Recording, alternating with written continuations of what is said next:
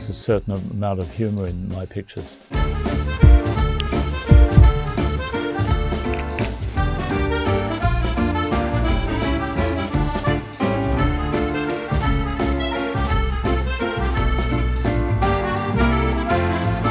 It was the end of the 60s. I had a studio in London and I started working with some French clients. At the beginning they would come and see me and work in my studio with the products because I was a still life photographer. And in fact we realized I could rent studios in Paris. And as my principal clients were French, it was almost obliged to come and live in Paris, in fact. And what happened is I, by chance, went to Montmartre and I was amazed at the difference of personalities. Even in the street, people said hello. I was so amazed, in fact, by the generosity, just like that feeling.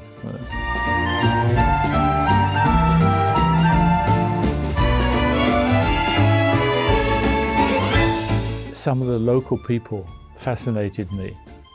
And I fell in love with them, in fact. And as I'd taken a few photos like that and I was working for Vogue Homme France, I was doing just still life for them. The art director saw some of the photos that I'd done. He looked at them and he said, "They really are fantastic. Would you do them for us? Can we send you to take pictures of people?" So in the beginning, that's how it started.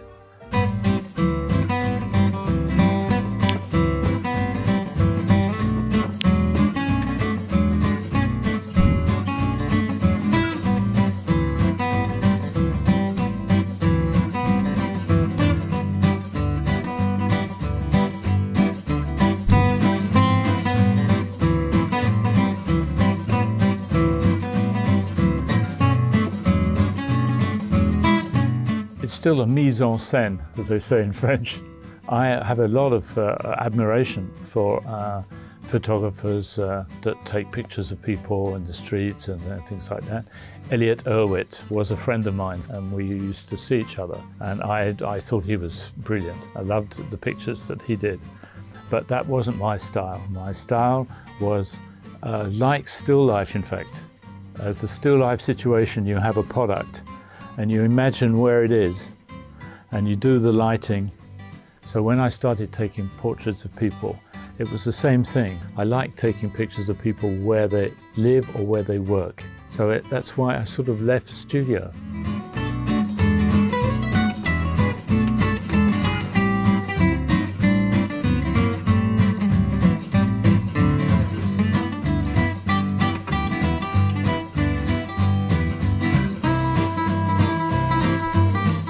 Denise, she was working sometime for me as a cleaning lady, and she was living opposite the studio. You know, I knew her when my son was playing in Avenue Junot. There's a little park, and I saw this thing he used to play with, and he used to play around there and things like that. And I just had the idea that it would be interesting to have an old lady. And I wanted it to look French, so I put a baguette in her sack and put the sack down and then put her on it. It was all done between us, in fact. And we are still French. I see her virtually every day. Denise, she's 90 now.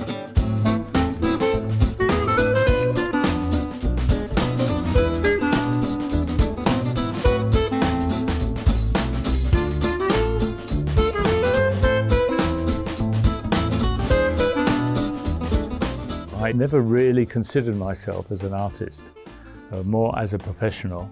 I like working for other people, in fact. Sometimes when it's with art directors from agencies or magazines, I do what they ask me to do, and then I try to do something which has got a little something else, a little humour, normally.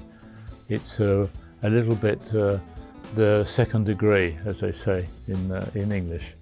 We say sometimes in English a little bit the opposite of what we mean. It's not necessarily understood by the French, of course. So I've always had that kind of game living in France. So it amuses me.